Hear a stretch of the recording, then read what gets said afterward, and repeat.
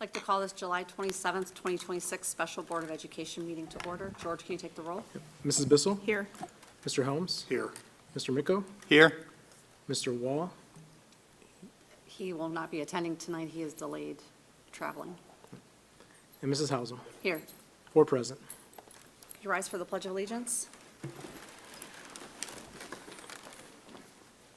Allegiance to the flag of the United States of America and to the republic for which it stands, one nation, under God, indivisible, with liberty and justice for all. Next on our agenda is the strategic priorities. Our district has developed and is currently engaged in a 3-year strategic plan which reflects the values, beliefs, and hopes of our students, staff, parents, and community. There are 4 strategic priorities to the plan: transforming teaching and learning, aligning staff and resources, cultivating culture and climate, and leveraging funding and facilities. Our strategic priorities give actionable focus to our district's purpose and mission and guide the work of our strategic plan. Next on the agenda, we do need to go into executive order to... Mrs., before that, you want I'm the sorry. change of the agenda? Yes, I'm so sorry, George. We do need to make a change to the agenda with the absence of Mr. Wall. We're going to do our second vote on the resolutions for the operating levy and the income tax, but we're going to change those to discussion items tonight, unless anyone has anything against that, so that we can be a full board to vote on that. Okay.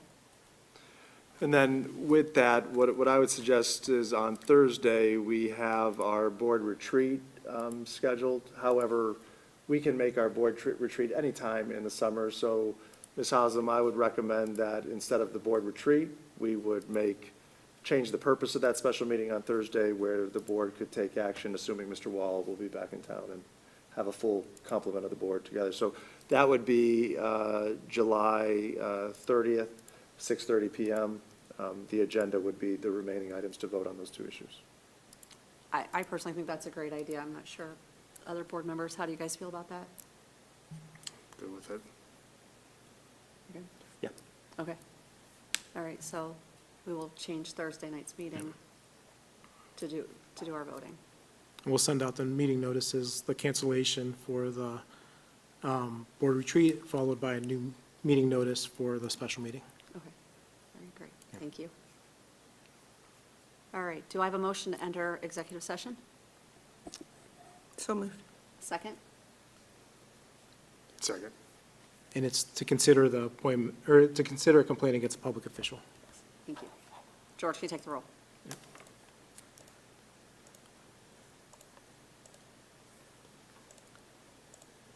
Mrs. Bissell? Yes. Mr. Helms? Yes. Mr. Miko? Yes. Mrs. Hausum? Yes.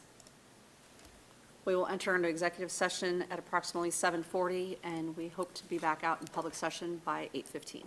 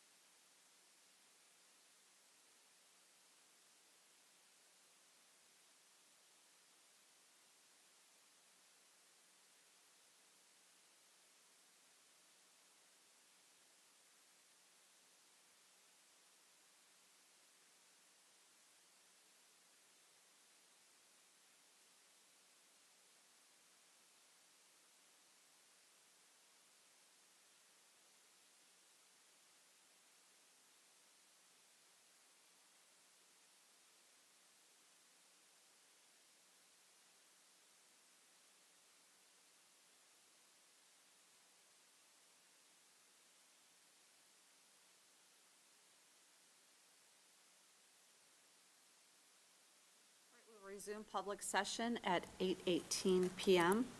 I just want to get the crowd up to date. Before executive session, we were notified that our board member Eric Wall is detained traveling, so we decided that the resolutions to vote on the operating levy and the income tax, we are going to turn that into a discussion tonight, and we will have another special meeting this coming Thursday evening at 6:30 PM here at the admin building to do the voting. Next on the agenda is public comment. I have one slip for public comment. Karen Autry, if you could approach the podium and give us your name and address, and you have approximately 3 minutes. Okay, my name is Karen Autry. I live at 18181 Saratoga Trail in High Point. Okay, what I want to bring up is the different types of taxes that you can have and whether the fairness to different individuals. One, when you're doing, first off, no school board in Cuyahoga County has a traditional income tax for schools. First off, you would have to pay another entity to collect the taxes. So everyone will have to file 2 different tax forms, pay 2 different checks. You know, another thing for an accountant. But a traditional income tax would be on everything that you earn that is taxable on your adjusted gross income in the state of Ohio, except for Social Security and your deductions. That would be an extreme burden on retirees because they have to withdraw RMDs from their IRAs. Forced, can't deny, you cannot not do that. You have investment income. They're living off this. They have no way to actually have an earned income. And it will fluctuate. But it is also unfair to young families who are trying to save to send their children to school, to pay for things, to save for a down payment on a house. And thirdly, a traditional income tax would exempt all property taxes for commercials. So that means Costco will no longer participate in paying for school taxes. It will be strictly on the burden of residents in, our 44,000, which would be considerably less people, probably only about 20,000 that earn income in Strongsville. And no one can budget. You will not be able to budget because you do not know how much money you will get every year. If we go into this very serious layoffs that they're anticipating for AI, how much money will you get? You will not be able to figure out what you can do because people will be laid off. It has happened in the past. But if you have a property tax, one, everybody can budget. They know how much it's going to be. You will get commercial participation in supporting our schools. And to me, I think that when you know what it's going to be, even if it is unpleasant, you can plan for it. And it's very difficult when you're going to tell someone that is laid off, you got to pay these taxes, on top of all the property taxes that you have. But to tell an 85-year-old person, you're barely making it. Go get a job at Mark's so you can pay your taxes. That just doesn't sound fair. And it doesn't sound reasonable, and it makes it difficult for everyone. Not just me, not just for my neighbor, but for all of you here that are trying to keep our schools running. And the only cities that have traditional school districts that have traditional taxes are rural areas in which it is farmland, in which farmland property taxes are exceedingly low. And I could see when there's not that many people that, yes, you might have to tax their full earned income. But we're not that. We're a city. We have high values in the city. And when you're looking at young families will typically have a much lower cost home.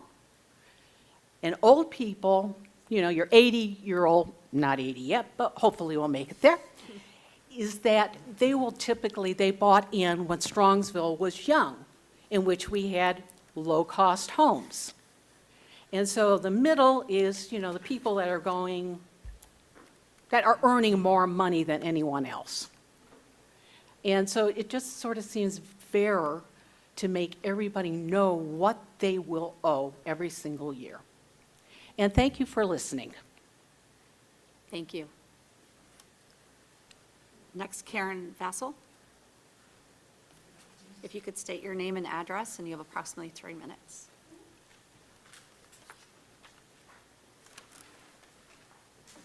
Hi, my name is Karen Bassel. I live at 20338 Westwood Drive. There's a number of questions, kind of feeding off of what she was talking about with the higher taxes, that I don't see where you guys are coming from with answering our questions. And Cameron, you said you wanted questions instead of just assumptions, so these are my questions. My questions are, number one, you have to attend a conference out of state. Are you going to that conference, or are other people going with you? This is taxpayer-funded trips that we have to pay for. Why are we paying for them? Especially, and if it's something you have to attend, why does anybody else have to attend it? And why can't we do Zoom meetings? You have plenty of Zoom meetings any other time. So this is one of my questions for you. Number two, negotiating better contracts. When you've got a contract where you have to go to a certain place to buy a certain thing, and it costs 5 times more than Walmart does, why do we have that contract? I, as a consumer, I shop around. I go for my best deal, and that's where I shop. Why are we locked into a contract where we have to go to this specific store and pay an exorbitant amount of money for something that is not necessary? And this goes for all the supplies, as far as I'm concerned. Why aren't we juggling staffing? Why are we having, instead of cutting people out, why don't we juggle the staffing so that more people are utilized for certain times of the day? If you need more people at the beginning of the school day or at the end of the school day, why aren't we scheduling according to that? With the custodians, why aren't we scheduling the custodians more for the afternoon and the evening shifts instead of during the day, when you don't need 3 custodians sitting there doing nothing? Doing nothing all day long. They can be, you could have one custodian, a head custodian, actually doing the job, and then the rest of the custodians could be later on in the shift when they're actually needed. And the fourth thing is, and I'm not going to lie, transparency here. What is your pay rate? Are you guys taking a pay cut? Because the last time it was updated in the system was 2022. This is 4 years later. I don't know what your pay is, and I'm paying the taxes for this. My taxes are paying this. I think we have a right to know what administration is earning and justify it. Justify why you're getting $300,000 or whatever it is your pay is. Justify this. Because I think we have a right to know that as a taxpayer. Thank you for your time.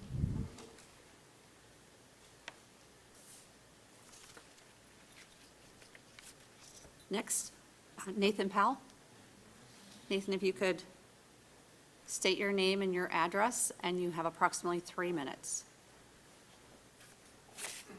My name is Nathan Powell. Ms. Pelko, Mr. Ryba, Ms. Wolf, everybody, you know why I'm here. Because it's to demand the same thing I've demanded for 4 months now. Every single one of your resignations for what you have allowed to continue in this school system, starting with Mr. Taloni and his blatant, false accusations of my child assaulting another child from behind. Yet, in the next 3 years, you're getting $30,000 pay raise. this school year, the every board member's, their budget is going up by $5,000. Your new assistant, you're gonna be $30,000 more budget just for your line alone, Mr. Ryba.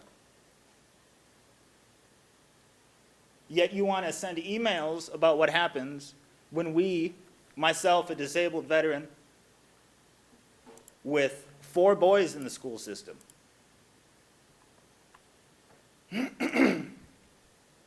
We can't afford it. Nobody can. But I find it a very hard pill to swallow to watch your lines, your pockets line, like this is a business. And this is exactly what you guys are treating it as. For 4 months now, I have sent emails to every single one of you, starting with you. Not one of you had the courage to stand up and say, Mr. Tellini, this isn't right, something's a little messed up here. And you were in the viewing of the video when another boy attacked my boy from behind twice and took him to the ground. And then Mr. Tellini only said about the first 4 seconds that something happened, my boy turned around and started swinging and punching. My child adamantly denies it. The next day, Mr. Tellini, oh, sorry, wait, I see he does something. Your child gets him off of him. The boy kind of goes to the ground, and then he starts swinging, or he goes at my boy again, and then all the punches and kicks. And then 3 or 4 times on video, in the appeal hearing, we caught him, Ms. Pelko, in a bold-faced lie. Because not only did he start with the lie and failed to tell me about the 2 times in the 40 seconds with all 4 principals and 3 staff members of other various levels, all in the area, by your email. Then Mr. Telloni says that the boy got 10 to 15 feet away after attacking my child twice, and that my child closed the gap and attacked him with punches and kicks to the head. It's all on videotape, the testimony. And we didn't get that story first. We got the 2 seconds of, yeah, the kid did something, but couldn't really tell, and then punches and kicks. Then it changed 4 times. The other boy took my kid down twice. And at the point here, this is where Mr. Telloni says that my boy closed the gap, attacks and punches to the head. When in fact, my boy is still on the ground after being taken down from behind twice by the same kid, who is walking 10 to 15 feet away while my kid is on the ground.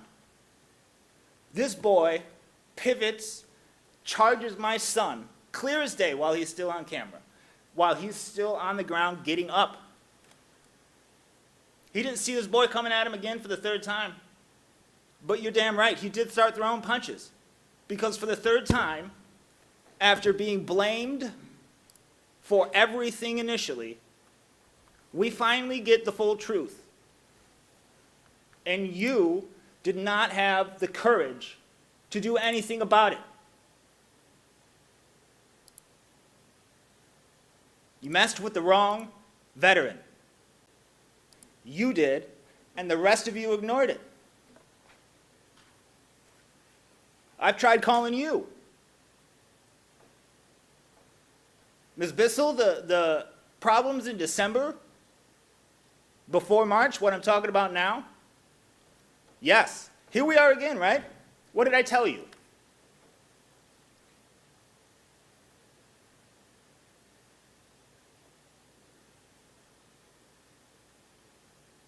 Is that video still ready? I have it saved, yeah. Huh? You Yeah, saved that's it, and it better not go anywhere. It better not go anywhere. You want your raises? I want your jobs. All of them.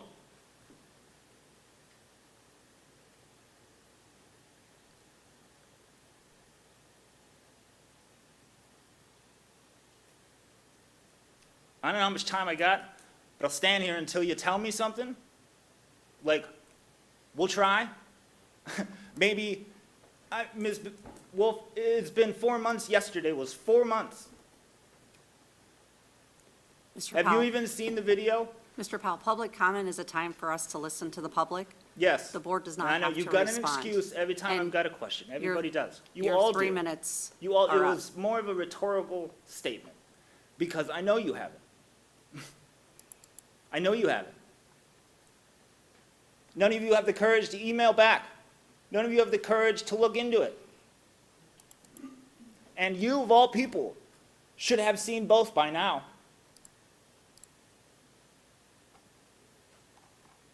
Mr. Powell, we appreciate you coming to talk. I don't think you do. Just don't lie to me anymore.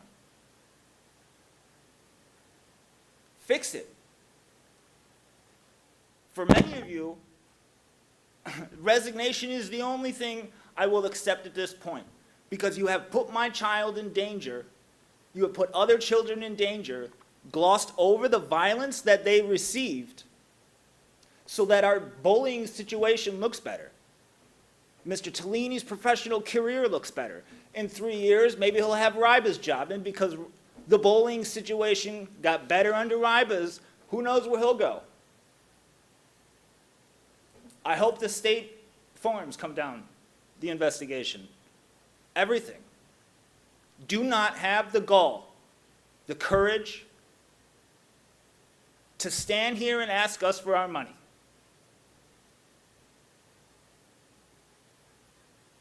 Thank you, Mr. Powell.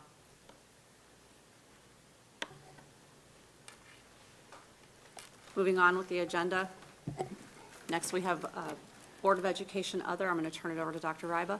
Thank you, Ms. Hausum. We are going to start, as we've been talking about reduction plans related to our finances and our future levies.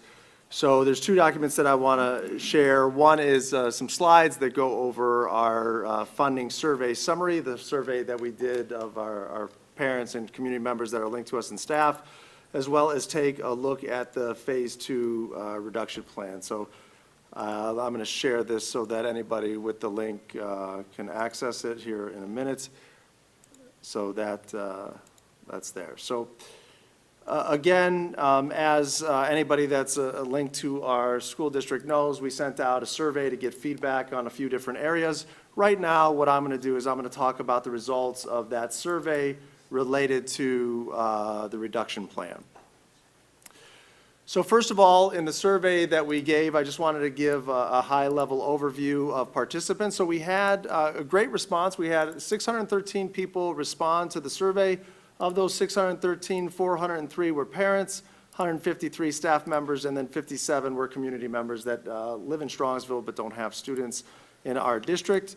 So again, for different surveys that we've given, this is a good response rate for feedback.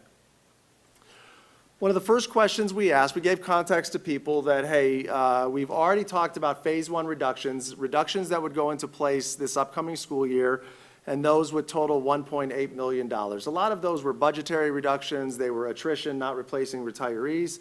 And we shared that as a part of this whole discussion that the board's been having, we are taking a look at additional reductions that would go into effect in the 27-28 school year, so not this upcoming school year, the next one. And we were looking in the range of $2 to $3 million. And so we asked the question of this additional reduction of $2 to $3 million, do you think it should be larger than that? Do you think $2 to $3 million is about right? Should it be smaller than that, or should we not make any additional reductions at all? And so as you can see, as you take a look at the top circle, that is overarching everybody that responded. So that's all 613 people totaled, that the majority, 41%, said we shouldn't implement any of that $2 to $3 million reduction, followed by kind of an even split between the reductions are right, but maybe should be a little smaller. and then the smallest percentage was that they should be larger. But we broke that down by looking at different demographic groups. So we had 3 different groups: staff, parents, and community members. And if you take a look at how it was just for those groups, you could see for community members, they tended to say, hey, that 2 to 3 million is good, as well as maybe reducing a little bit more. Parents were the opposite, where they said, hey, the reductions should be, predominantly the reductions should be smaller, or no additional reductions at all. And then the staff, the majority of the staff was in that middle ground of, yeah, they're about right, or if we could go a little smaller, that would be great. So that's just in terms of the $2 to $3 million overall, where people felt, and by demographic group. Then we asked another question. We gave a variety of reductions that could possibly happen and asked people to rate their priorities in preserving them, from this is essential to preserve to this is important to preserve. Kind of I'm somewhat invested in it to, hey, we don't need to have it as a priority at all. So you can see 92% means if I combine those top 2 areas, that it's essential to preserve and it's something that's important to preserve, 92% of people said keep class sizes untouched. Leave class sizes alone, keep them as is. That was one of their top priorities, as well as student mental health staffing. That's social workers, school counselors, things of that. Keeping course offerings active versus having, study halls. And then continuing to preserve technology for student learning. As you take a look at the moderate, where people said, yeah, it's important, but not to that same level, would be keeping transportation services and distances as is, and administrative staffing as is as well. The lower priorities to preserve would be current pay to participate fees, field trips, and assistant coaches that we have for athletics. And so that gives a summary of that quantitative feedback that was given. So again, people, it might be a little dark on the screen to see, but we've got it linked for people to see. So we also asked an open-ended question. We said, hey, are there any additional thoughts regarding future reductions or district priorities that you have? And so some of the overall summary was stakeholders showed broad agreement that, hey, there's difficult decisions ahead, but emphasize do what we can to have a minimal impact on students as we can. The sentiment was to encourage board to examine reductions that have less of an impact on students before impacting direct classroom instruction and student services. And there were a bunch of suggestions that people offered about programs and services, but there were varied programs. There was no clear consensus on that. But the consensus was on the 3 key takeaways that are to the right. So again, the strongest feedback was protect the classroom, make sure that the reductions minimize impact on students' daily educational experience. We talked about some of these class sizes, academic programming, offerings such as that. Number 2 was to prioritize student supports. That's maintaining supports such as intervention staff, counselors, special education services, mental health supports. Try to preserve those as much as possible. And then look beyond classroom for additional savings. So look at administrative, operational, and non-classroom expenditures that could be reduced first prior to doing things that would impact the classroom and the student. So as we take a look at this, really we have 2 pathways as we make our decisions on what reductions will go into place. So the left side is really, it's ultimately all the board's decision, but the left side really lands with the board in terms of financial responsibility and taking a look at how much reductions are needed based on the cash balance policy. So currently, we've talked about in past meetings, we have a cash balance policy that says in the last year of the forecast, we need to have 90 days cash on hand. The board last time said we either want a 6.7 mil property levy or a 0.75% income tax levy. Looking at that delta, we had to put in reductions to make the 90 days cash on hand in the last day of the forecast work. So this just illustrates that the board, based on feedback of how the stakeholders felt about reduction levels, if you keep it at 90 days cash on hand, the policy the same, and the board goes forward with a property tax levy, That's going to equate to $3 million in reductions to be able to meet that 90-day benchmark. If you reduce it to 75 days, the necessary reductions go down to 1.75 million. If you take it down to 60 days cash on hand in the final year, it goes down to 500,000. If you do the same exercise for the income tax, 90 days is 2.5 million, 75 is 1.15, and 60 days, you don't have to make any reductions. Then you go to the other side, which is the stakeholder feedback. So conceptually, you say, hey, the board has to decide how much cash they want to have in hand, how long they want the levy to last, the overall reduction target. And stakeholder input will help guide where those reductions are made. And the first 3 checkpoints highlight what we've shared already, where priorities are or less priorities are. So when you combine those two together, you get the level of reductions. The board needs to give guidance on the level of reductions or the target we want to hit. And then we can consider stakeholder priorities as we decide which of those will be implemented to help make those reductions. And as we've done and shared in the past, that's done through 4 areas. As a school district, staffing is where most of our reductions come from. Phase 1 was a lot of budgetary reductions, but they come and they impact teaching and learning through the reduction of teaching and administrative staff. It addresses student support and district operations through the reductions of support staff and leadership staff. As we take a look at student opportunities and engagement, supplemental contracts that help support that would be addressed. And then resources and services and family costs are addressed through our operational expenses. And so one of the things that I think is important just to keep at the heart of the work that we've been doing is over the past 10 years, we've been in a solid financial state. And through those years, with the work of the board, we've been able to intentionally invest in programs, services, staffing to enhance the student experience. And we've done that through a variety of ways that are highlighted in those bullet points, been able to take and enhance that student experience. Well, in any life of a school district and where we're at now, that financial status has changed. And we are in a financial challenging time. So all the things we've been able to add of new athletic coaches, of new teachers, new instructional coaches, special education providers, mental health providers that we've been able to add, extracurricular opportunities, we're not here to discuss whether those were of value. They were, and they will remain to be of value. But now we've got to take a look at all of the work of a district and put it through the lens of can we continue to sustain that same level of service, support, and staffing with our current financial conditions.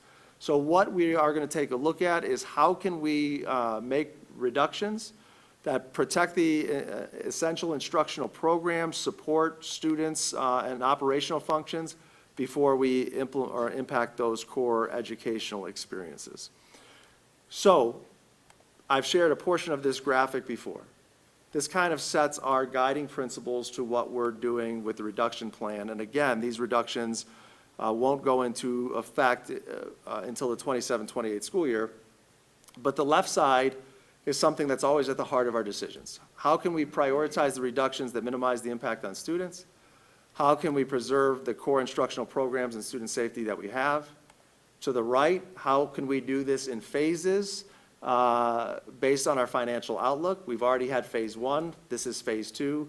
Phase 3 will be shared in the next, probably most likely early September. That will share what will happen and what additional reductions will have to be made if levies don't pass. And then continue to provide timely information and keep people informed of the process and where we're at. Our focus today is really on that center green box, is how can we determine sustainable levels of service, support, and staffing so where we could be as efficient as we possibly can given our current financial conditions. So what I want to do today is I'll make this public to share this with everybody now.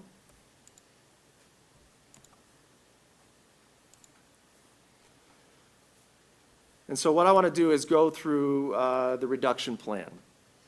So the first thing, I'm not going to take time to speak about it because we already have. The first tab is our phase 1 reductions that are going to go into place next school year. Those are all outlined there in the sheet, and that is going to reduce $1.8 million of expenditures going into this year.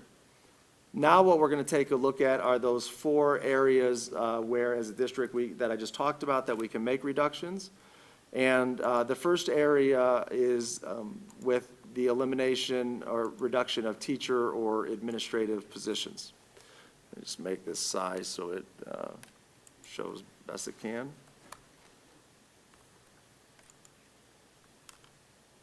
All right. So again, at the top, we've put a recurring statement that's been tweaked a little bit, but just for this first tab, I want to share with you. It says, the reduction planning process has prioritized protecting students, preserving core instructional programs, and improving organizational efficiency before making reductions that directly affect the classroom. As staffing and resources are reduced, the district's overall capacity also changes. While every effort has been made to minimize impacts on students, each reduction requires remaining staff to assume broader responsibilities and operate with fewer resources. The impacts described throughout this section should be viewed collectively rather than independently. Individual reductions may have differing levels of effect, but as multiple reductions are implemented together, the cumulative effect is reduced organizational capacity, fewer supplemental supports, and a greater reliance on remaining staff to sustain the district's core educational program. So, what I have done in these recommendations is, the first column is just a reduction overview. It tells the area that we're making the reduction from. So even though this is all from teacher and administrative positions, the first row shares that in this phase, we would look at reducing X amount of administrative positions. The second column lets you know what level it's at, whether that's going to be at the district, the middle school, high school, or elementary school. The second gives you the specifics of that reduction. And just for time, Ms. Hausum, I'm not going to read through all of these, but I hope our community will take the time because everything here is a trade-off. Yes, this reduction will save us money, but it will also be a trade-off for how it will impact the responsibilities of those that remain in positions, as well as services and supports and resources that we're able to provide. So as we take a look at this, I'm going to highlight on the reduction specifics and then the amount, and hope that everybody can take the time to look at the trade-off to better understand. So the first one is that we would look to reduce one administrative position. I'm not specific on, I'm going to take the next few months, since this is not going into effect until next school year, to determine which of those positions it will be. I've identified 4 positions that it potentially could be. And so we will be taking time to determine that. And by February, with the rest of the entirety of the plan, we will be able to specifically say, this is the position, this is the person that's impacted. Because as the board knows, but for the community's information, because the reductions will not go into place for a year, we could have resignations, we could have retirements. It's too early to say these specific people are going to be impacted. So that's the first reduction, which would save the district about $100,000 a year. The second one is the reduction of teaching positions, and it follows the same pattern, but just at different levels. So the first is at a district level. We are recommending the reduction of 1 social worker. We currently have 2 social workers in the district. A few years ago, we didn't have any. So this would go to 1. This employee is a contracted service through a contracted provider. So the individual would still have a job, but just not with Strongsville City Schools, and that would save us about $94,000 a year. As we take a look at the high school level, now we talk about protecting the core and preserving student experiences. And so one of the things I want to be clear on, as we take a look at some of these reductions that do impact classroom teachers, we've done so through the lens of where do we take a look at our current financial conditions and where were things that were nice enhancements we were able to have, but we need to be a little more efficient and streamline a little more based on our current financial conditions. So the first one is the reduction of 2 intervention specialists that support co-taught offerings. That's for students with special education needs in general education classrooms.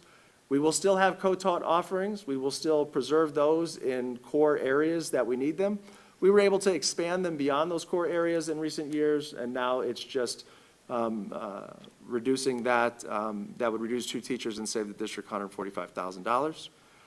Secondly, again, because of our financial condition, we were able to, these are non-special education course offerings. So at the high school, electives, classes, we offer them, kids sign up. Sometimes you get smaller class sizes. This would set a benchmark of if there's not 15 kids in a class, we're not going to offer the class. We need to be efficient with our resources, and that would help us reduce the courses that we offer, or that would reduce the courses we offer because we offer a number of courses below 15. And based on our current calculations, on our current schedule, we're projecting that that could reduce 6 teaching positions, which would save the district $384,000 annually. And finally, with some restructuring of the English Language Arts Department and looking at some of the electives that are offered there that are enhancements versus core, we could reduce one English Language Arts teacher at the high school, which would save $102,000. Moving on to the middle school, in recent times, we've offered in 6th grade and 7th grade double block classes. That means if a class period is 42 minutes, we offer 84 minutes of English Language Arts and 84 minutes of math at the 6th grade level. And at the 7th grade level, we have a double block of math or ELA? ELA. So a double block of ELA. And so this would remove that double block and say all of English Language Arts and math are going to be a single block. One period long, one 42-minute period long. So students' experience in terms of what classes they get will remain unchanged. The length they receive that class will change, and that will give us the ability to reduce 8 teaching positions in 6th and 7th grade, which would save a little over $500,000 a year. The other item that's on there from the middle school is the reduction of a school counselor. A few years ago, we did a master staffing plan. We added a counselor to the high school and to the middle school. We are not replacing the high school counselor this upcoming year. One counselor retired. We did not fill that. And again, 3 has been our core counseling staff at the middle school. And so this would go back to 3 counselors at the middle school, and that would save a little over $72,000 a year.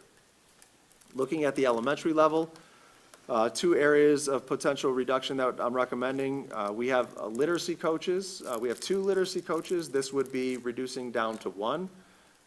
Literacy coach that provides support and coaching and professional development for teachers in the area of literacy at the elementary level. And then secondly, we have band and orchestra in our district start in 5th grade. When we used to have elementaries that went up to 6th grade, they started in 5th and 6th grade at the elementary level. When 6th grade went up to the middle school, we still kept 5th grade. Most other districts start in 6th grade. So this would be something that, again, it's a trade-off, right? It will take a year of music instruction away from our students, but students would start their band and orchestra experiences in 6th grade instead of 5th grade. And that would reduce 2 teachers and save $190,000 a year. And then every year, we have retirees, and typically, retirees are higher on the pay schedule. You hire employees that are lower on the pay schedule. There's a delta between their salaries and benefits. We're estimating that in 27-28, that would be a savings of about $230,000. And then just looking at our copy counts, that we believe we can reduce some of those expenditures by about $23,000 a year.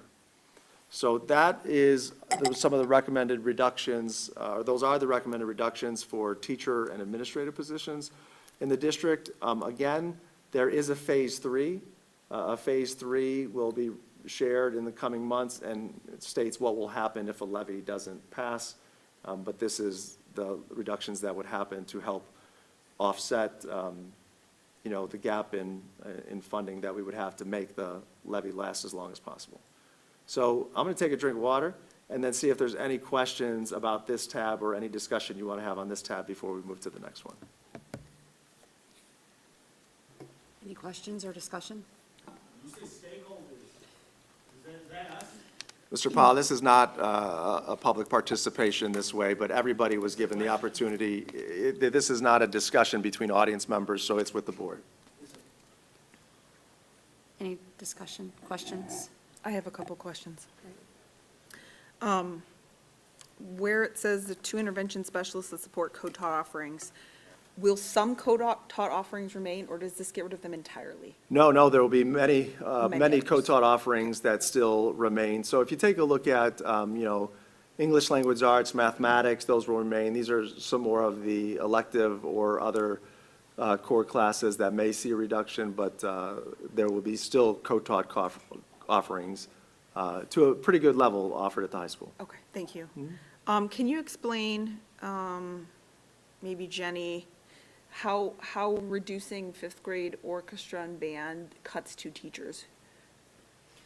Yeah, so within their schedule, obviously, you know, when we offer fifth grade orchestra and band, we split those teachers between mostly the middle school orchestra. We have a high school teacher that goes and also teaches orchestra to fifth grade. So they do individual lessons and then they do group lessons throughout the day in fifth grade. So what that means is that's that part of their schedule, if they're no longer having to travel to fifth grade, which also travel time is embedded into their schedule as well. They have that open piece there to then fill their schedule with other classes. So as a result, we have to fill their schedule.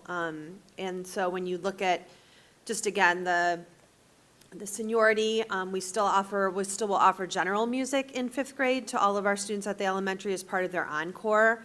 And so we have teachers teaching those classes. So whether that's bumping, you know, them out, those classes and filling their schedule part-time to go teach general music, that we'd have to fill their schedule with something. And then obviously looking at if we would start in sixth grade, that's another piece of it where if you're starting new instruments in sixth grade, some of their schedule would be filled with that. So as a result, as we look at the totality of the time that they're teaching fifth grade, that leaves openings. We would need 2 less teachers to cover that entire schedule from sixth to 12th grade, including elementary. So another way to look at it is to say, at the middle school, there's 2 band teachers that teach some band classes at the middle school and some fifth grade lessons. Yeah. When you eliminate those 2 halves of fifth grade lessons are gone, those 2 teachers become 1 teacher. Yeah. And the other one's eliminated. Same concept for orchestra. Okay, so it's unlikely then that the elementary schools are going to have divided days with a half of an, like, for example, right now, every elementary school has 1 general music teacher. Correct. That will likely remain intact. Correct. Yeah. Okay. And the last one has to do with the middle school, getting rid of the double blocks. Does that mean those students are going to study halls? No, what it means is we've taken a look at scheduling options, and we'll be finalizing those in collaboration with the middle school administration and team next year, but no, this plan does not include study halls. Okay, thank you. Cameron, you mentioned the middle school going from 3 to 2 counselors and 1 retiring at the high school. How many counselors does that leave at the high school?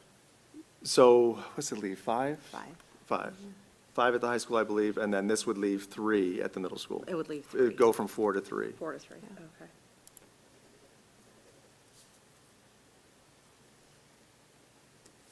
Any other questions? All right, moving on to the next tab, this is where, again, we take a look at the similar framework, but we're taking a look at leadership, leadership staff as well as support staff. So the first one is taking a look, we looked at this through a different lens. Administrative and certified staff are not hourly, they're salary, so these positions could be looked at more of an hourly or day rate. So looking at our media and productions coordinator, that's currently a full year, 260 days in our world means you work year round. 215 is typically like a principal contract where you get the school breaks, but mid to late June to end of July, you're not working.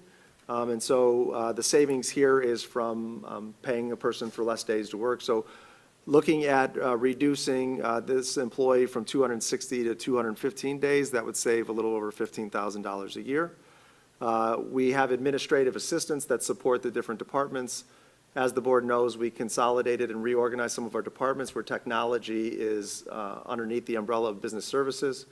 So this would be the elimination of the administrative assistant position from technology, which would be, that work still exists, it would just be absorbed by the business service administrative assistant staff. As we take a look at the reduction of hours for support staff, there's 3 areas where we're taking a look at. Every building has 1 elementary educational aide. A few years ago, we increased their hours from 6 to 6.75. We feel that we can go down to 6.5 hours and still be able to, go forward with the essential functions and support those professions our positions provide. That saves us a little over $6,000. We would take a look at implementing criteria for when weekday or weekend overtime would be used. So we're looking at reducing weekday and weekend overtime for custodial and technology staff. And so what that would mean for technology staff, that would just mean delays in things getting done until the workday. For the custodial staff, that would mean, what that means in a daily practice is we have absences that we don't have substitutes to cover. So instead of offering overtime to thoroughly clean those areas like we would, it would be go in and sweep and empty trash and do surface cleaning. That's what we'd have to do. So we would be creating criteria to say, hey, when we have so many people out, we can offer overtime. When not, it's going to be this, which we believe would save us a little over $92,000 a year. The last one is reducing hours for employees in the custodial, food service, maintenance, mechanics, and technology departments. All other full-time staff, full-time is 7.5 hours a day. These employee groups, not everybody in the group, but employees in each group work 8 hours a day. So you could reduce their hours by a half hour to make them 7.5-hour employees. Again, the negative is it reduces a half hour a day of pay every day for those employees, which is a significant financial change for those employees. The one way you could take a look at it, though, is you're able to make this reduction, and you are able to, everybody still keeps their job, everybody still keeps their benefit level, but there is a financial impact for that. So what just for clarity, it says and/or. This is a big change for how we've operated for years. I can't talk to anybody that has known any other different than this time schedule. So it's something that we've got time until we get to February to make final decisions, that I would like to study it, see the practical implications of it, and provide a recommendation. But holistically, if we took every employee that is an 8-hour employee and made them a 7.5-hour employee, it would save the district $286,000 a year. Moving on to just reducing and eliminating positions. Again, in better financial times, we were able to add a recess monitor at every building for supervision and earlier intervention for students that were having some behavioral needs. Reducing those 5 positions would save the district a little over $45,000 a year. During COVID, we increased custodial hours for obvious reasons. And even after COVID, we saw that as a benefit to our overall operations and cleanliness. This would reduce some of the positions to more pre-COVID level. So this would eliminate 5 custodial positions, which would save us a little over $361,000 a year. Chartwell's has been our food service management company for a lot of years. Again, all of our food service workers are our employees. We contract with Chartwell's to manage it and also pay for our director of dining services, which is a Chartwell's employee. We feel that we can bring this back in-house and save the administrative costs that are part of Chartwell's, which would save us about $87,000 a year. And then finally, taking a look at the reduction of 4 food service workers at 4 of our buildings. Based on current meals per hour metrics, we believe we could do this and still operate well at those buildings. And these are for hourly workers, and that would save us a little over $45,000 a year.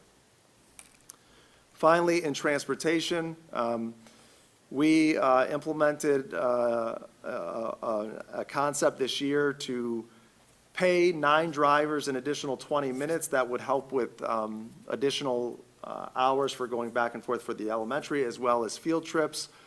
And it had some success, it had some challenges, but we're not looking to go forward with that. This is not a 27, 28, this is next year. So this will save us a little over $21,000. Currently, as you know, our radius for transportation is 1.25 miles. This would increase it another quarter mile to 1.5 miles. That would reduce 19 routes. 19 routes, what that means is elementary is 1 route, middle school is a 2nd route, high school is a 3rd route. So that could reduce, 4 drivers, and that would save $136,000 a year, and obviously put more responsibilities for more families on getting their kids to and from school. Again, I'll pause there to see if there's any questions or discussion on this group. And just for clarity, for that transportation number, that's a net number. There will be a loss of revenue as well from the state as we're funded by ridership and mileage.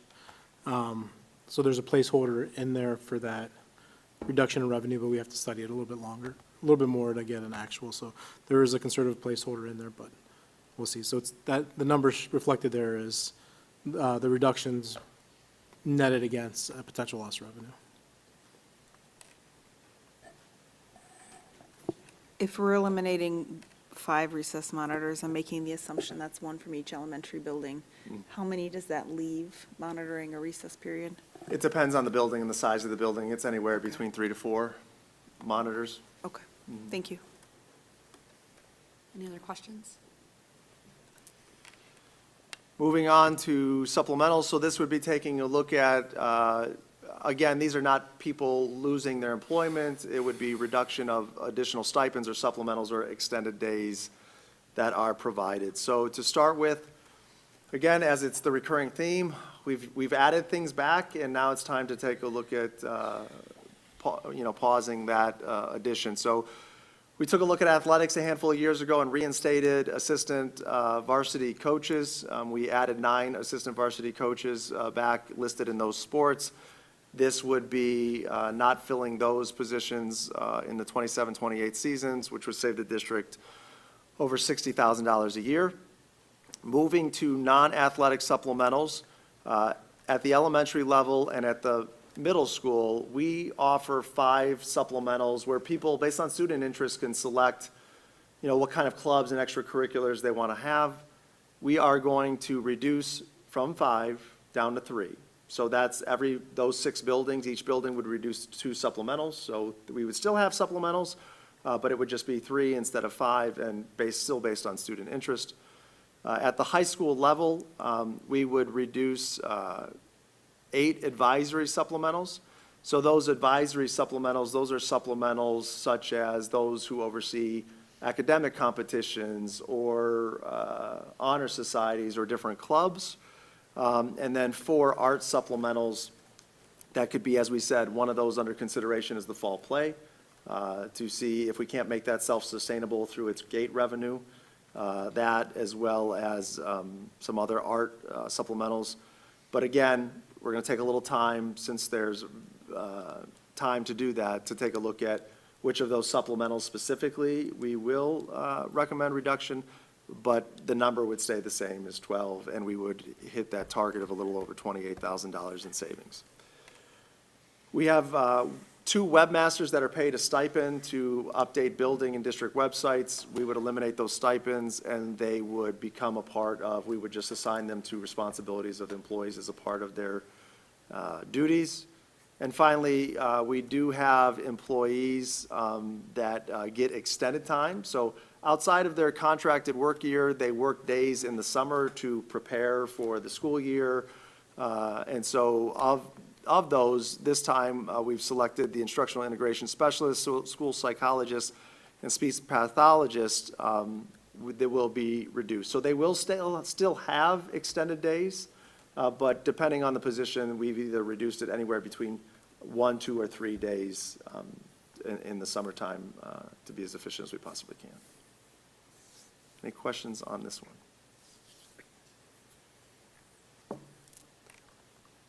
Okay, the final tab is operations. Again, these are typically budgetary savings. We have, as a matter of course, every year we take a look at all of our online services and software. And so we reduce in an annual cadence. We just know that Gizmos, which is a software that helps support science, its subscription is running out, or it's up after the end of this school year, and we're not going to renew it, which would save a little over $12,000. Currently, we use 3 retired teachers to help with KRA and Ames web testing. What that means is they will test the students in the hallway while the teachers stay in the classrooms. We are going to go back to what we've done in the past, which is we will have substitutes in the classrooms, and teachers will test the students. There's a benefit to the teachers testing the students instead of substitutes. There's also a drawback from having substitutes instead of teachers in the classroom. But we will start KRA in 27-28, but we're going to start the Ames Web this year, that transition, and that's going to save over $23,000 a year. Currently, we pay $5,000 for consultants from the Educational Service Center to help support our programming for Tier 2 and Tier 3 PBIS supports, and we will take that all in-house.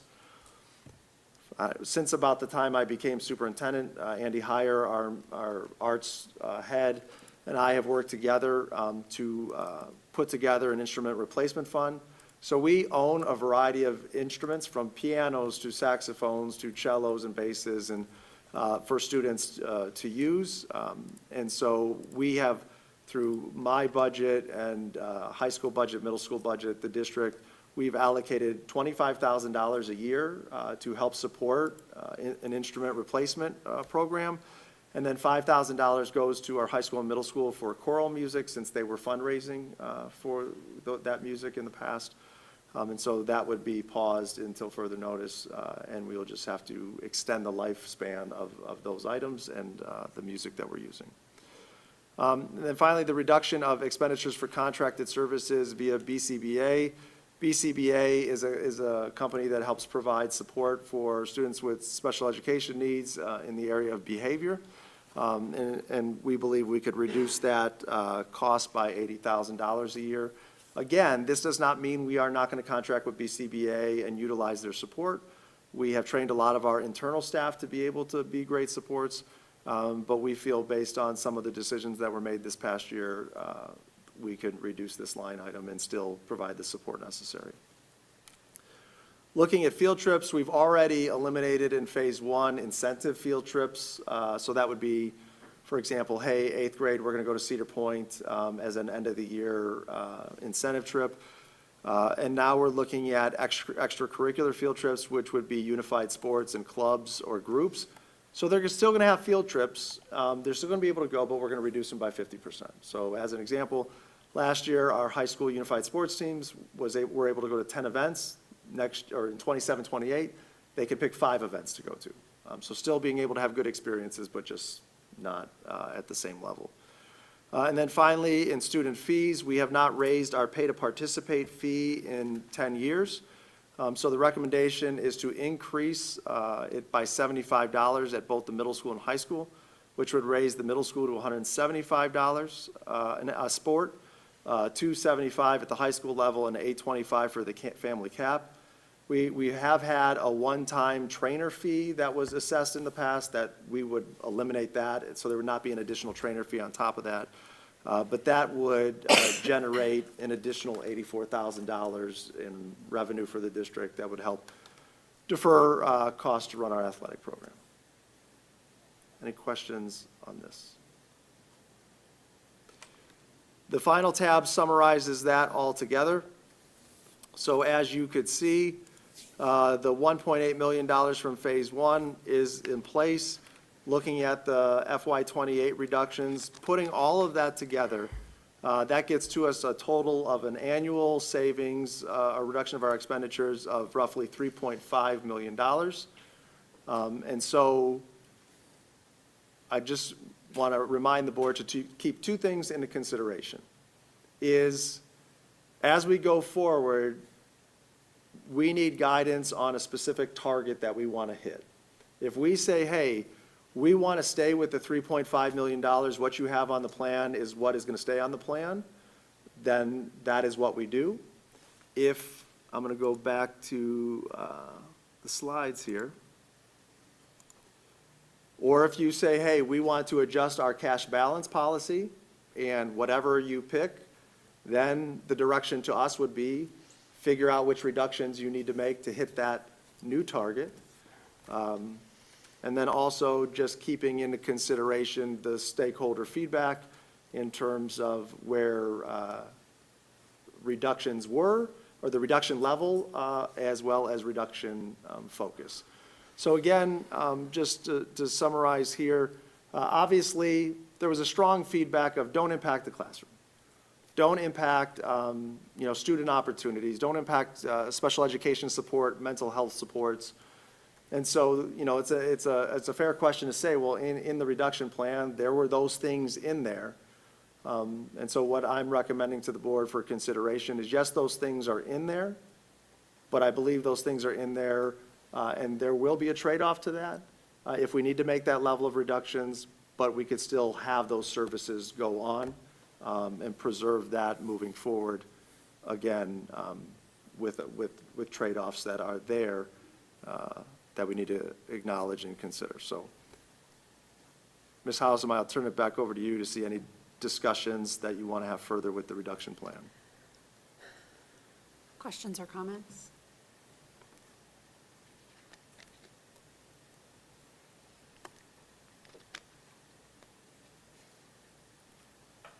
I was just going to ask the timeline. Do you need tonight what things that we're kind of uncertain about, or? Well, if we're coming back on Thursday, I'm fine with Thursday. So I think those are discussions because what will happen, here's why I need the time, here's why it's timely for me, is because right as soon as we get done with this, I have to start developing the next phase. And so if you say, hey, let's hit this target, and that means I have to adjust phase 2, those phase 2 items will go to phase 3, which are contingent upon levy passage. Or if there's things on here where you say, I don't like these things on any list, and we could start with right now, which is, I don't want it on a phase 2 list. We could talk about those things, or hey, these are things I'd like you to consider and come back on Thursday with feedback on.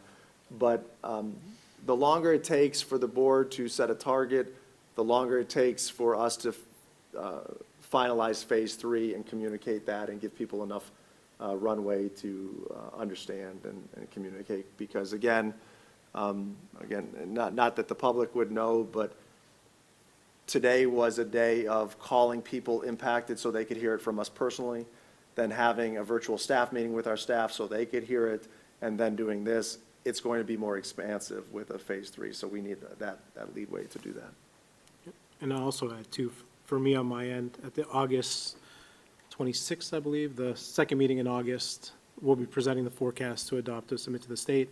So if we know what these reductions are, I can incorporate them into the forecast as I'm building the forecast as well. The one thing that, I want to take time to digest the whole thing, but one thing that stuck out to me tonight when we were talking about the counselors and the underlying trend in the survey for mental health, I feel like 5 counselors at the high school versus, I'm sorry, you said?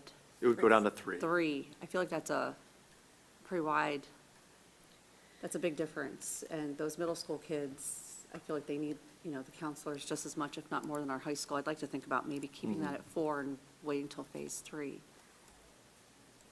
I had the same reaction to the social worker, given that we only have one district-wide at the moment.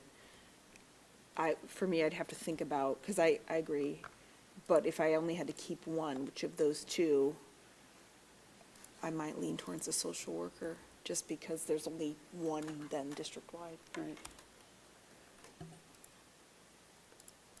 So I think what would be, I appreciate those thoughts and considerations, and so I think what is important is to think about as we reflect and come back on Thursday, is having the conversation to what is the target for the reductions for this phase. And then here are some of the ones, like you and Ms. Bissell both mentioned, like here's ones that are on my mind. And then, we can see where that gets us and where that is in the target, and then, administratively, if there's any delta between what target you set and what we have to do administratively, we could take a look and make those decisions. But yeah, but that's exactly a conversation that would be helpful.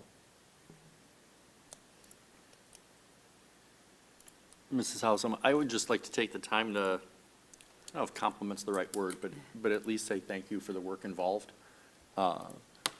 It is really easy, and I had to catch myself from saying, oh, we should do this different or what have you. But I realized you have spent days, hours, weeks on the plan. And I'm going to take the time to think about the target and the overall financial goal. But I did want to at least acknowledge it.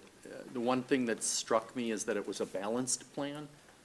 It's, every decision has consequences, and I don't want to lose the opportunity to say that although our goal was to protect students and preserve the core, et cetera, some of these ancillary decisions are going to have consequences. They are going to have consequences. It doesn't take too much thought process to say if that extra help allows a teacher to concentrate on the classroom, we take away that extra help, now the teacher is going to absorb that time. Well, now, time is the thing we don't have enough of. So, you said that at the middle school, those double blocks aren't going to mean study halls. They're going to mean something. They're going to mean at the end of the day, kids that were spending an hour and something minutes a day on English or math are now only spending 45 minutes. And I know I'm really hard on Aaron when we're talking about the report card, et cetera. Well, you can't get a silk purse out of a sow's ear. So these things are going to have consequences. But for me, I'm going to concentrate on where that target is, Cameron, and then from there we'll be able to make those decisions. But I already anticipate a lot of conversations that are going to be along the lines of, well, you should shift this pawn over here to save this pawn. And I do want to compliment that it's, again, fair is the wrong word, reasonable is the wrong word, but it's balanced, and I do think it addresses our financial needs. Thank you. Any other questions or comments? I do have one more question, maybe just for more information.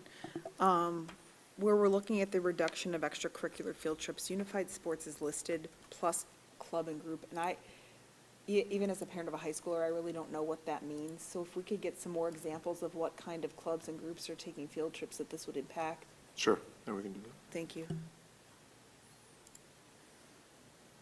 And so the one, just on that topic, we're blessed to have the Education Foundation that funds field trips pre-K to 8. Those are not a part of anything. Those will continue.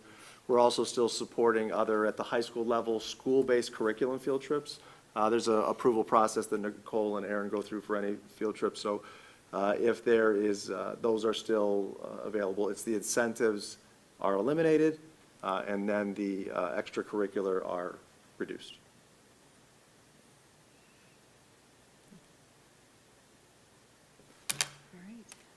So with that, as we go to the next agenda item on the board agenda would be the levy plan discussion. So if I may, I'll continue with the survey results relating to that, and then I'll turn it over to George and the board for further discussion.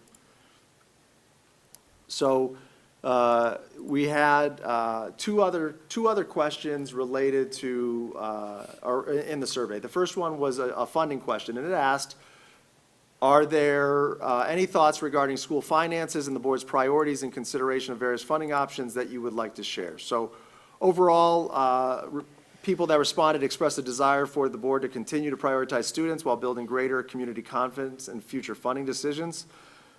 Again, emphasize the importance of transparency, clear communication, and demonstrating that available resources are being directed toward classroom instruction and student services. There were a variety of opinions regarding specific funding options, but there was no clear consensus around a preferred funding mechanism. And again, the strongest common message was that future financial decisions should reinforce trust, clearly communicate trade-offs, and reflect student-centered priorities. So as you take a look at the key takeaways from all of the feedback that was given by the respondents, the first one was to build trust through communication and transparency. That was the most consistent theme. Helping people to better understand the district's financial situation, the rationale behind funding decisions, and the impact of those reductions. Again, prioritize student needs. So that goes without saying. We've talked about that. And which was similar in the first one is look, when you're taking a look at asking more funding, please take a look at, looking at administrative, operational, and other discretionary expenditures before reducing direct student services or requesting additional funding. Again, as Mr. Micko said, this is a puzzle, and all pieces help support one another. So all of those need to be taken into consideration. Then there was the catch-all question, is there anything else? Anything else you believe the board should consider as it makes its revenue-generating and budget reduction decisions? Again, it reiterated the themes expressed throughout this survey: prioritize student, maintain community trust through clear and transparent communication, and give explanations of the financial decisions before they directly impact kids and student support. Just the key takeaways: keep students at the center of decisions, demonstrate stewardship. People encourage the board to continue evaluating all of those other costs outside of classrooms before reducing programs that directly affect students, and then build community trust through communication. They frequently share the importance of continue to explain the financial challenges, the budget priorities, and potential reductions to have stronger community understanding. So if you take a look at putting all of this together, all of the feedback that we've gotten through the 3 open-ended questions, what are some consistent messages that the board should consider moving forward? Again, the consistent messages are the consistent messages I've shared throughout the last couple of times. But the key takeaways: keep students at the center, fiscal stewardship, as we've talked about, build that trust and clarity, and that there really is no clear consensus on funding mechanisms moving forward. Again, comments did not show a clear preference for any single revenue option. The strongest consensus centered around how decisions are made and protecting all the things that we've shared that should be protected moving forward. So with that, I'll turn it back over to you, Ms. Hausum, for any other discussion you want to have on the levies. We'll open it up to the board members. Do we have any questions or discussion? Knowing that we aren't making any voting on either resolution tonight, does anyone have any further questions or any insights since we last met? I think we've obviously narrowed it down to 2 decision points, and we're not voting tonight, but just talking and listening and understanding throughout the community obviously has been important, and staying aligned with, you're not going to be 100% aligned with everybody, but staying aligned with what the majority of the community is looking for is obviously important, and what we should do as a board is listen to the community, listen to the people, listen to the parents, and make the best informed decision from there. Minimize impact from the cuts that we're discussing, because knowing now that you had discussions with people today, those are real human beings, and difficult conversations is never easy. So anytime we can minimize impact of a human being, obviously that's first and foremost, because they're the people that take care of our kids.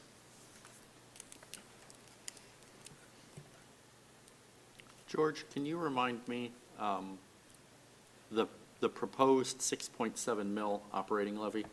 How does that compare as far as our existing renewal and what this additional amount would be? Yeah, so if you go to the levy reduction spreadsheet, Cameron has on the board, and then the tab, renewal levy, current and past. So there's three sections here. The first section is the current renewal levy. It was voted, the year that was initially approved was 2002. It was voted at 6 mils. With current inflation and House Bill 920, the current residential effective rate is now at 3.37 mils. So from a 6 mil voted to an effective rate of 3.37 mils, that we continue to collect essentially the same amount that it was initially approved for, about $8.3 million, and that represents about $117.95 per $100,000 evaluation, and on a monthly breakdown, it's about $9.83. The one that expired that was initially approved in 2019, that was a 5.9 mil levy. At the time that expired, the effective rate was 4.31. So the total of those two is 7.68. That 4.31 generated about $9.7 million annually. The combined of these two were about 18 million, and then the cost per 100,000 for that 5.9 was $150.85 on an annual basis, and the monthly breakdown was $12.57 per 100,000 on a monthly basis. So the proposed 6.7 mill levy, 3.3 mils of that is the renewal. It will generate about 7.6. If you say, well, how's that different than the one that's at the top, 8.2, we're aligning it with the residential effective rate, while the commercial effective rate is higher. And then also public utility has a higher rate as well. So to bring that back, to keep the same residential rate, there's going to be a drop there. So bring about 7.6 mils. That'll cost the homeowner about $117.95 per 100,000, and $983 for the current portion, which is aligned to what it is now.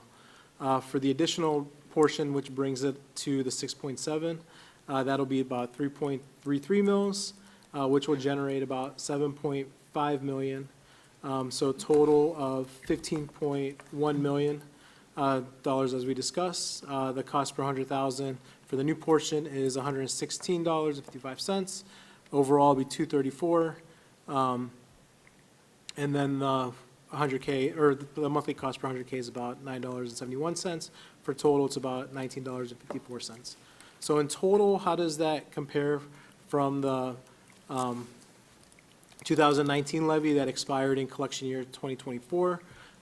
So overall, from 2024 to this new proposal, if it's approved, overall, the effective rate would be about 0.98 mils less, so about a mil less in rate. The amount that we would collect would be about $2.2 million less. The annual savings to the homeowner on per 100,000 would be about $35 less than they would be paying in comparison to 2024. And then the monthly per 100,000, the savings there's about $3.86 on a monthly basis for 100,000. So I followed along because I was reading the guide on my laptop. But to reiterate, the property tax proposal of 6.7 mils represents 3.4 mils of existing tax, a request to the voter of 3.3 mils increased tax. And if we earn their investment, and if we earn their trust, that still is about 1 mil less than what they were paying in 2024. Correct. If I said anything factually incorrect? No. I think that's a reasonable message for us as a board to ask our community to support our school district. I just want to go back to the survey that Dr. I was talking about. I know some of us have already had a chance, and some of us will in the coming days, but I read every single comment that people submitted. And I did want to comment, I know it said there was like no consensus, but there were probably in the realm of 15 total comments that cited either income or property tax. And of those, there was one singular comment that said, I will support income tax. One said, it's an interesting idea, but I don't know very much about it, which is precisely the problem we would encounter, explaining, and I thought our public comment today did a nice job of explaining it, but that's a conversation we'd have to have with the public who's not super familiar with that method yet. And then there was in the range of 10 to 12 comments firmly in support of property tax over income tax. So I did just want to offer that. The numbers were small in terms of how many of those 600 people commented on it. But those that did were overwhelmingly in favor of property tax, and I think that's good information for us to have.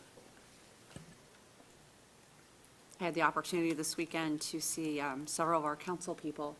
We were setting up for home days this coming week, and I just casual conversation, asked them what their thoughts were, and unanimously, they support property tax. So then yesterday, I had an in-depth conversation with Mayor Persiak, and again, he said the same.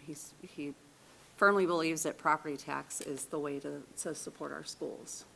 So I know we're not voting tonight, but I just wanted to share that with my fellow board members while we're all here together.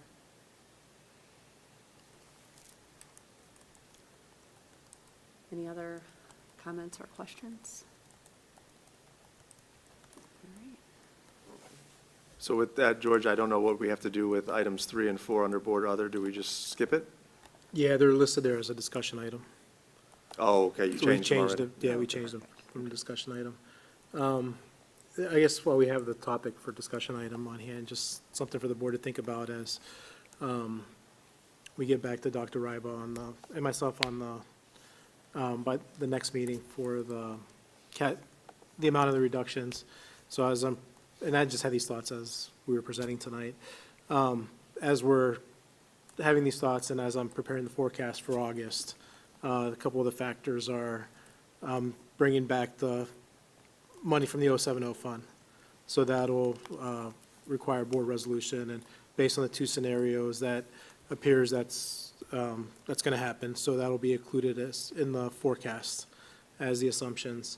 And then whatever we decide on the reduction plans, those will be included in the forecast as well. So something to think about. And then the last time when I did the forecast, I had mentioned if year 3 is negative, if we have the 15 million plus these reductions, that may change year 3 being negative, so we might not get that letter from the state, which in my view, it's a good thing that we don't have to do the reduction plan. We've kind of did it ourselves. So, so we'll see where that number ends up as we do the forecast, and we'll be presenting that at the August, I can't remember what date that Thursday is, the 26th or 27th, whatever the Thursday is, the fourth Thursday of the month.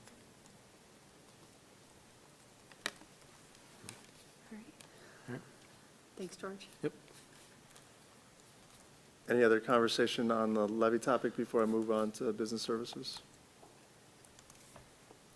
Seems like we're good. Okay, one action item for you. Be resolved upon my recommendation that the Board of Education accepts the change order proposal for the soil correction in the amount of $157,397.69 from the January 22nd, 2026 agenda for the SMS turf replacement at Serpentini Field. The total cost of this project with Field Turf USA shall not exceed $750,312.56. The amount I shared will be from the 003 Permanent Improvement Fund, and the remaining will be from the 004 Building Turf Fund. Do I have a motion? So moved. Second? Second. Motion by Ms. Bissell, second by Mr. Holmes.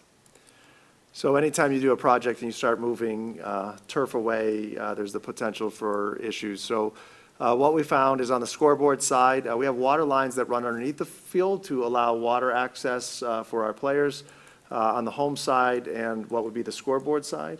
And so when they were peeling off the turf field, the equipment started to sink into the soil. And then they have probes to go down there. And so one of the water lines over there is believed to have had a slow leak that never made it to the surface and seen. So they tried to wait a couple weeks to let it dry out. The soil has not dried out. What that means is they start to dig up the soil area. They do cement stabilization within the soil for it to harden, and then they replace the top dressing and replace the rocks so that the field will be in good shape moving forward. So obviously, it's a big number. This number is a not-to-exceed number. So hopefully, once they get in there and start moving things around, we're able to be less than the 157,000, but that's the maximum number that would be there. And then this will delay the project for a few weeks. But Mr. Kepler has contingency plans for for practice and games if needed. While we're on that subject, can we, just for the public, because it did also come up in that survey, can you remind, oh, I'm bleeding. Can you remind the public about how those turf projects are funded? Because it's not the general fund. Yeah, correct. So all of the turf projects are funded through donation dollars. So the original 2 football fields at the middle school and high school were funded through donation dollars. These replacement fields have been funded through donation dollars. As you can see, this is the first time we've had to put some cost to the permanent improvement fund. That's not general fund dollars, that's a fund for capital improvements, simply because, you know, we budgeted accordingly and we had some additional funds in there to cushion, but with this amount, that can't be covered. So no general funds are used in the football turf project. It's all through private donations. This is the one exception because of the unsuitable soil, which sometimes you find in construction projects. Thank you. Any other questions? You or- are not going to interrupt the meeting, or we will have the officer remove you. Thank you. Nobody can talk. This is only a discussion for the board. That's how a board meeting works. $157,000. You're getting $80,000 from 2022 until fiscal year 2029. If you will not, I'm going to give you, $80,000. Children are officer, if you could please have him go, thank you. Children are losing services, teachers are losing jobs, and you're worried about. Any other discussion or questions for Dr. Ryba? Dr. Ryba, the slow leak, how are we addressing that? So when they go down in the field, what they are going to do is permanently shut off the water to the facility on that part of it. Whether it's going to be comprehensive or not to both sides, I've got to check with our business team, but they are shutting off the water, and we'll have water access otherwise. Yeah. Thank you. Any other? Hearing none, George, can you take the roll? Mrs. Bissell? Yes. Mr. Holmes? Yes. Mr. Miko? Yes. Mrs. Hausum? Yes. Motion carries. All right. Next on our agenda is our adjournment.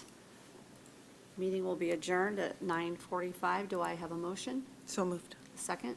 Second. Motion by Ms. Bissell, second by Mr. Holmes. George, can you take the roll? Mrs. Bissell? Yes. Mr. Holmes? Yes. Mr. Miko? Yes. Mrs. Hausum? Yes. Motion carries. We have no other business, so I want to wish everyone a good night.